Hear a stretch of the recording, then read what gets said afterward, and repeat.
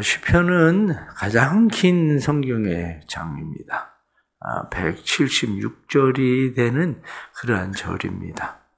근데 이 시편을 이제 여러분들이 보시면 시편은 176절이지만 시편은 각 8절씩 단락이 나누어져 있어요. 그래서 8절씩 단락이 쭉 나누어져서 오늘부터 우리가 4단락씩 해서 계속 공부를 하고 마지막엔 2단락을 공부를 하게 될 겁니다. 그러면 7일 동안, 일주일 동안 시편 119편만 여러분들이 저하고 말씀을 보게 됩니다. 왜냐하면 어쩌면 여러분들 가운데 성경 중에 가장 읽지 않는 성경 중에 하나가 사실은 시편 119편이기도 합니다. 왜냐? 가장 길으니까 이거 뭐 언제 읽나? 이렇게 사람이 그냥 딱딱 끊어지는 맛이 있어야 되는데 언제 읽나? 이런 생각이 들어서 시편 119편이 잘 읽어지지 않는 장이기 때문입니다. 또 하나는 반복적인 그 단어 때문에 그렇습니다.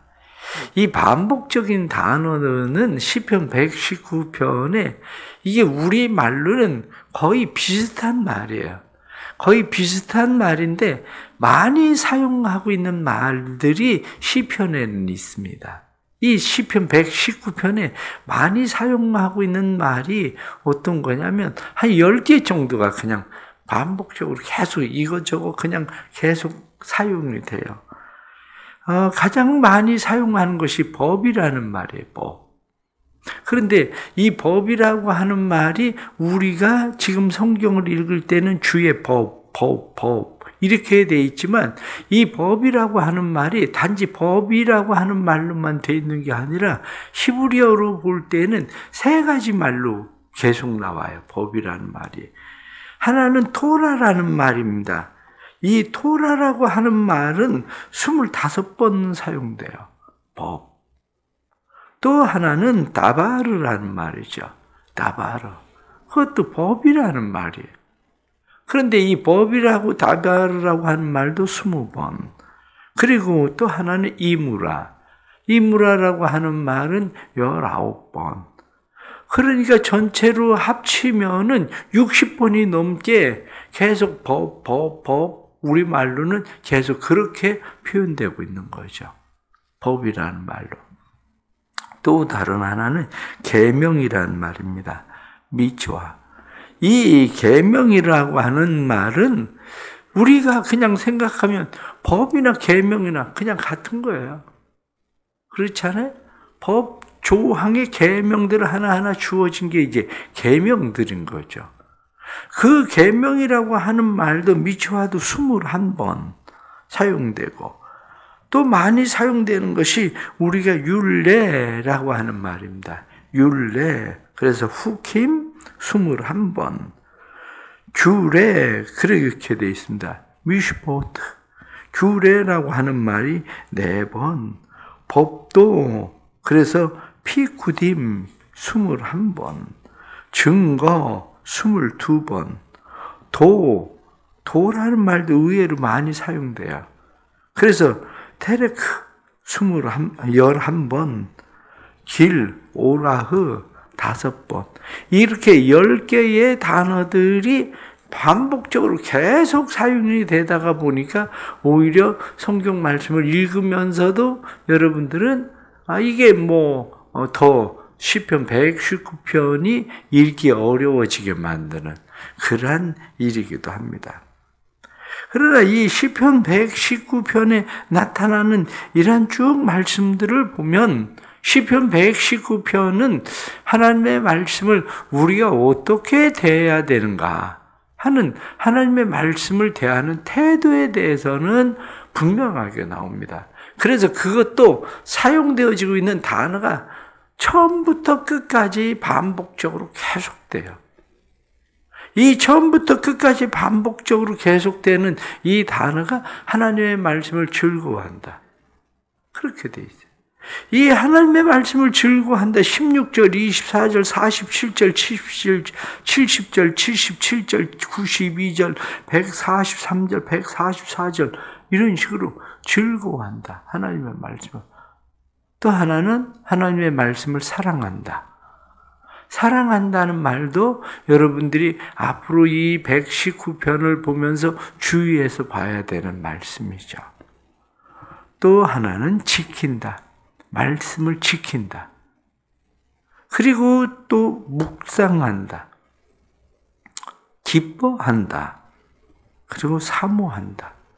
그러니까 하나님의 말씀에 대해서 즐거워하고 기뻐하고 뿐만 아니라 우리가 하나님의 말씀을 사랑함으로 하나님의 말씀을 사모하고 묵상하고 하나님의 말씀을 지키고 이러한 일들, 이게 하나님의 말씀을 대하는 태도가 처음부터 끝까지 매 절들마다 반복적으로 거의 계속 들어가 있는 그런 말씀들이기도 하죠. 그러니까 우리가 이제 시편 119편을 공부를 하시면서 119편을 대할 때에 하나는 뭐냐? 하나는 하나님의 말씀, 법, 율례, 도 이러한 모든 것들이 나올 때에 그 말씀에 대해서 우리는 어떤 태도를 가지고 이야기를 하고 있는가 하는 거죠. 오늘 특별히 여러분들과 말씀을 드리려고 하는 것은 하나님의 말씀이 우리에게 주는 유익이 뭐냐 그거예요. 앞으로 계속해서 나오는 말씀들이 하나님의 말씀이 우리에게 주는 유익이 뭐냐? 오늘은 말씀이 주는 유익에 대해서 전체적인 말씀을 드리지만 앞으로 말씀이 주는 유익에 대해서 구체적으로 매일마다 구체적인 하나님의 말씀이 우리의 삶에 어떤 유익을 주고 있는 건지에 대해서 여러분들과 함께 말씀을 나누려고 합니다. 그래서 오늘 성경에 나타난 말씀을 보시면 하나님의 말씀이 우리에게 주시는 유익이 뭐냐? 오늘 1절, 2절 나타난 말씀 보면 행위가 온전하여 여호와의 율법을 따라 행하는 자는 복이 있으며 이렇게 복이 있다. 그래서 여호와의 증거들을 지키고 전심으로 여호와를 구하는 자는 복이 있도다. 여기 증거라고 이야기하는 에다도 역시 이야기하고 있는 말씀이에요. 에다도. 그러니까 하나님의 말씀은 복을 준다. 그거예요. 시편 1편에 나타난 말씀에 복 있는 자는 이렇게 이야기하잖아요. 복 있는 사람은 여호와의 율법을 주야로 묵상하고 주의 말씀을 즐거워하는 자, 그리고 그 말씀을 지키는 자, 이 사람이 복이 있다. 그렇게 되어 있는 거죠. 그러니까 이 하나님의 말씀을 대할 때에 우리가 하나님의 말씀은 우리의 삶에 복을 주신다. 그것을 우리가 마음 가운데 믿는 믿음이죠. 그러니까 말씀의 유익이 뭐냐? 그 얘기는 말씀의 복이 뭐냐? 이 얘기예요. 말씀의 복. 1절, 2절 시작을 하면서 하나님의 말씀은 복이 있다. 이렇게 말씀하시고 하나님의 말씀은 우리의 삶에 어떤 복을 주시는가? 이렇게 우리에게 그 복에 대해서 이야기를 하고 있죠. 쭉 말씀을 넘어가서 6절에 나타나는 말씀을 보면 내가 주의 모든 계명에 주의할 때에는 부끄럽지 아니하리이다. 하나님의 말씀을 지켜 살면 부끄러움 당하는 인생을 살지는 않는다는 거죠. 하나님의 말씀이 우리를 떠났을 때에 우리가 말씀의 길에서 벗어났을 때에 그 인생은 부끄러움을 당해요. 오늘 5절 말씀에 내 길을 굳게 정하사, 이 길이 뭡니까? 길이 반복적으로 계속되는 길, 아까 처음에 시작할 때 말씀할 때 길도 말씀이다. 이렇게 처음에 말씀을 드렸잖아요. 그러니까 하나님의 말씀에 굳게 정해서 그 길을 가고 있는 사람은 복 있는 사람. 그 사람은 부끄러움을 당하는 삶을 살지 않는다. 이렇게 말씀을 해주고 있는 거죠.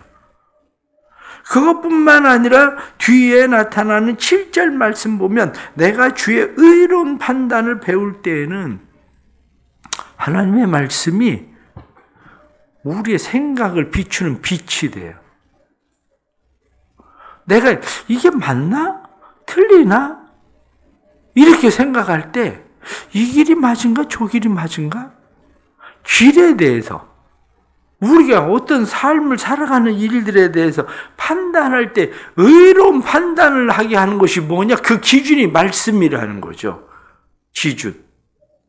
그러니까 말씀의 유익이 뭐냐? 말씀의 유익은 하나님의 말씀이 내 안에 많이 들어가 있는 사람은 바른 판단, 의로운 판단을 하게 되는 거죠. 누가 무슨 이야기를 해도 그냥 훅 끌려가는 게 아니라 그 이야기를 딱 듣는 순간에 판단력이 생기는 거예요.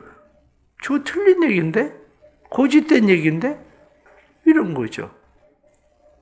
그런데 의외로 제가 이렇게 종종 목사님들이나 은퇴하신 분들 뭐 이런 사람들을 보면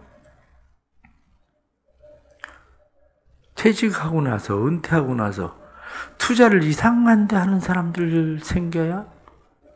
대부분 투자를 이상한 데 하는 사람들은 거의 이자 많이 주고 한 번에 돈 이렇게 많이씩 준다는데 다단지 어디 비슷한데 우리가 그냥 평상시 생각하면 아니 그게 무슨 말이 돼? 뭐 땅 파서 뭐 돈 만드는 거야? 뭐 막 이렇게 얘기하다가도 그 사람들이 판단력이 흐려져.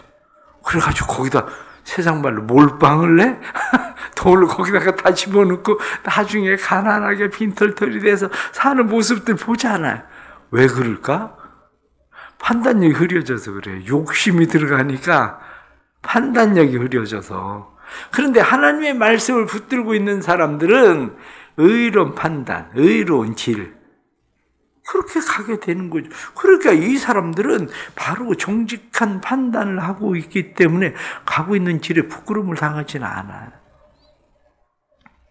또 성경에 나타난 말씀 9절 말씀 보면 청년이 무엇으로 그의 행실을 깨끗하게 하리까? 주의 말씀만 지킬 따름이다. 이렇게 말씀하고 있죠. 그렇습니다. 여기 그의 행실을 깨끗하게 하리이다. 이렇게 말씀하고 있잖아요. 우리를 깨끗하게 하는 게 뭐냐? 말씀이에요. 말씀이 우리를 깨끗하게 하면 특징이 생깁니다. 왜 예수를 믿기 시작하면 사람들은 그 좋아하던 친구들, 습관들을 버릴까요? 이상한 일은 내가 버리려고 하지 않아도요, 예수를 잘 믿기 시작하면 술 친구들은 다 끊어집니다. 세상에 이상한 데 놀러 가고 막 이러던 친구들 다 끊어집니다. 안 끊어지면 그건 이상한 거예요. 한마디로 안 끊어지면 그 사람은 예수 제대로 믿는 거 아닙니다. 예수 믿기 시작해 보세요. 2년 내에 모든 친구들 다 끊어집니다. 그래야 맞는 거예요. 그게 왜 그러냐? 하나님의 말씀이 우리를 깨끗하게 하거든요. 근데 내가 지저분해요. 근데 그 사람 깨끗하면 어울리기 싫어해요. 왜 싫어합니까? 내 지저분한 게 다 드러나잖아. 그러니까 깨끗한 것과 어울리려고 하지 않아요. 그래서 하나님의 말씀은 우리를 깨끗하게 하는 거예요. 청년이 무엇으로 그 행실을 깨끗하게 하리까? 주의 말씀으로. 무슨 얘기냐? 하나님의 말씀이 내 안에 깨끗하게 되면 내가 더러운 데가 있으면 더러운 데 가서 나를 오염시키고 싶지 않아요. 오염시키고 싶은 게 아니라 거기로부터 멀어지는 거죠. 그냥 기본적으로 생각을 해보세요. 기본적으로 여러분들 엘리베이터를 탔어요. 그런데 엘리베이터를 탔는데 누가 음식물 쓰레기, 고약한 음식물 쓰레기를 가지고 엘리베이터로 내 엘리베이터에 바로 타고 내렸나 봐요. 엘리베이터 안에 막 고약한 냄새가 꽉 찼어요. 계속 있고 싶습니까? 그런 사람이 어디 있어요? 아, 이거 빨리 나가야 되겠다. 이게 바로 하나님의 말씀이 우리를 깨끗하게 하는 거예요. 하나님의 말씀이 나를 깨끗하게 하면 더러운데 머물러 있고 싶지를 않게 된다니까요. 그래서 청년이 무엇으로 그 행실을 깨끗하게 하겠습니까? 주의 말씀, 그것을 지킬 따름입니다. 그러면서 11절 말씀에 내가 주께 범죄하지 아니하려 주의 말씀을 내 마음에 두었나이다. 하나님의 말씀을 마음에 두면 범죄하는 일, 죄 짓는 일 그 일이 즐거워지는 게 아니라 그 일이 혐오스러워져요. 싫어진다고요. 그 일이. 그러니까 자연적 하나님의 말씀으로부터 우리가 그 말씀이 나를 지키는 거지 내가 말씀을 지키는 게 아니고 말씀이 들어오면 말씀이 나를 지키게 되는 거죠. 뒤에 14절 말씀 보면 내가 모든 재물을 즐거함 같이 주의 증거들의 도를 즐거워하였나이다. 여기 말씀의 증거, 도 이것도 다 말씀입니다. 증거, 도. 그러니까 이 하나님의 말씀을 내가 즐거워합니다. 재물을 즐거워하는 것처럼 우리가 솔직하게 얘기해서 하나님 다음으로 좋은 게 돈이야. 뭐니 해도 뭐니야. 어쩌면 하나님보다도 돈이 더 좋을 수도 있죠. 그런데 기본적으로는 우리는 말씀 다음, 하나님 다음으로 좋아하는 게 돈이거든. 사람은 바로 그래서 내가 재물을 즐거워함 같이 하나님의 말씀, 하나님의 도, 하나님의 증거, 하나님의 율례, 하나님의 계명, 그것을 내가 즐거워합니다. 이렇게 표현하죠. 18절 말씀 보면 내 눈을 열어 주의 율법에서 놀라운 것을 보게 하소서. 하나님의 말씀이 우리의 눈을 엽니다. 말씀이 우리의 눈을 열어서 상황을 바로 보고 판단하게 만들어요. 종종 우리는 기도에 응답받기를 원해요. 하나님 응답해 주세요. 응답해 주세요. 그래서 때로는 우리는 예언 기도나 그런 기도를 하는 사람들을 찾아가요. 왜냐? 뭘 알고 싶거든요. 뭐를. 근데 거기 찾아가는 일이 익숙해지면 문제가 생겨요. 저도 제가 예언이나 이런 걸 얘기 별로 거의 안 하잖아요. 왜냐? 한번 그게 하나님이 여호와께서 내게 말씀하시니라. 하나님이 진짜 말씀인지 아닌지의 문제고요. 내가 마음에 그냥 듣기는 감동인지 이런 문제라고요. 그런데 누군가에게 계속 그런 얘기를 하게 되면 그 사람은 나를 기대하고 나는 뭔가를 계속 얘기해야 돼요. 그러니까 진짜 하나님의 말씀이 아닌 소리를 자꾸 얘기해요. 보통 문제 아닙니다. 그게. 그런데 사람들은 그것을 마치 점쟁이를 찾아가듯이 점쟁이 찾아가면 맞나? 어쩌다 하나 그냥 맞는 것 같은 것도 그 사람 얼굴만 봐도 기본적으로 아는 걸? 응? 얘기하잖아요. 나이 50대 넘어가지고 여자가 찾아오면 그건 분명해요. 둘 중에 하나야. 자식 문제든지 남편 문제든지. 남편이 바람을 피든지 애가 속을 썩 둘 중에 하나야. 그런 거거든. 그렇기 때문에 말씀이 눈을 열어야 돼요. 하나님의 말씀이. 왜 자꾸 우리가 성경을 읽어야 된다? 이렇게 말하냐? 하나님의 말씀을 읽고 하나님의 말씀을 대할 때에 하나님의 말씀이 상황 속에서 눈을 열어서 바로 보게 하거든요. 바로 분별하게 하거든요. 하나님의 말씀이. 그래서 24절 말씀에 보면 주의 증거들은 나의 즐거우며 나의 충고자니이다. 충고자. 그렇게 돼 있어요.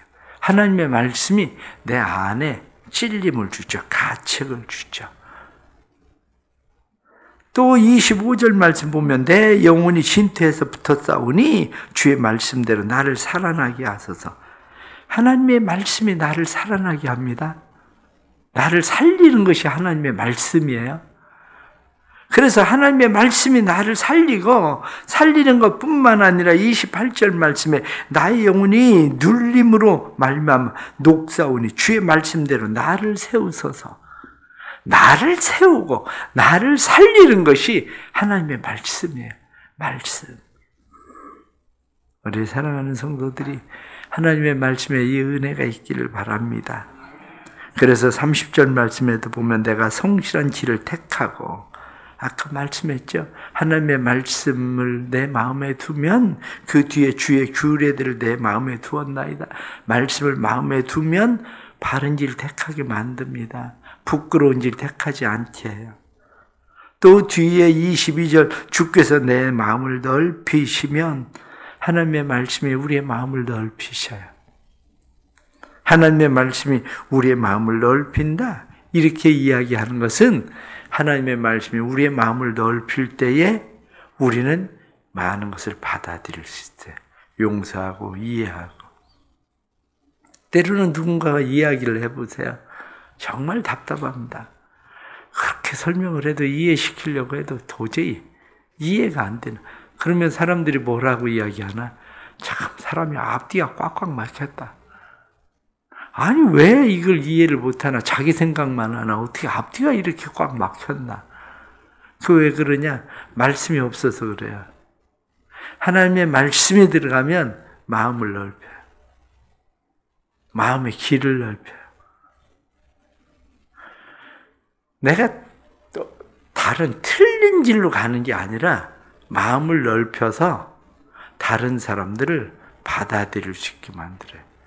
길이 좁은 길이면 차 한 대 겨우 지나가요.